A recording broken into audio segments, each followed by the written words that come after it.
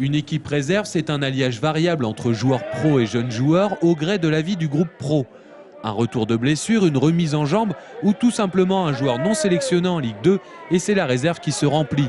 Le plus difficile, c'est vrai qu'humainement, lorsqu'on est un groupe toute la semaine et qu'on a, surtout ces dernières semaines, que 3 ou 4 joueurs, voire des fois pas du tout, qui jouent le week-end, puisqu'on a en ce moment beaucoup de descentes de professionnels, c'est vrai qu'humainement, c'est pas facile à gérer. Maintenant, je pense que les garçons sont de grands garçons, justement, et qu'ils ont compris un petit peu le fonctionnement d'un club professionnel et qui se doivent de s'adapter et puis d'aller renforcer l'équipe de promotion d'honneur le week-end et de faire le même taf que font actuellement les pros avec nous. L'équipe est montée de division d'honneur cette saison. Et en CFA2, la deuxième division du championnat de France amateur, la réserve du groupe pro est dans la course au titre son objectif.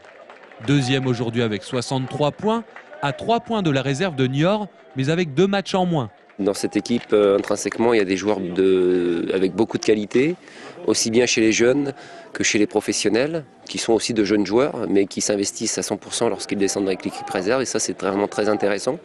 D'autant plus pour l'équipe 1, puisque quand ils retournent avec l'équipe 1, ils ont d'autant plus le moral, puisqu'ils viennent gagner avec nous. Et puis nos jeunes qui répondent vraiment présents à chaque fois, et on sait que c'est pas toujours évident. Et si les pros de cette année sont autant sollicités pour jouer en réserve, les raisons sont autant conjoncturelles que structurelles, car plus le niveau de la réserve est haut, et moins il y a de différence de niveau avec la Ligue 2. Le club a donc tout à y gagner. Pour l'avenir, évidemment, le fait d'avoir une équipe réserve la plus proche possible de l'équipe professionnelle, ça c'est intéressant parce que le niveau est d'autant plus proche aussi. Si on a une équipe en L2 et une autre en CFA, bon, c'est quand même une performance. Il n'y a pas beaucoup de clubs qui sont dans ce cas-là. Donc ça permet de jouer au plus haut niveau pour les professionnels qui malheureusement ne sont pas appelés en équipe première.